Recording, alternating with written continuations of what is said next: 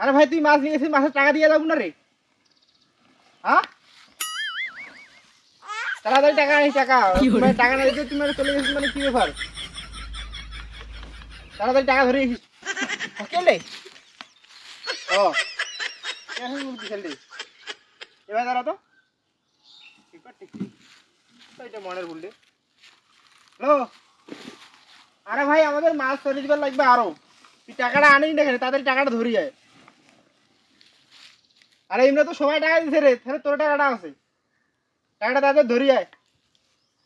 ফাজলামি লাগাই না মিয়া। ওমা কি করে কেলে? এটা এক মিনিট, এক মিনিট, ব্যাপারটা কি রে? এখন তো এটা ছিল, এখন কিনে গেল।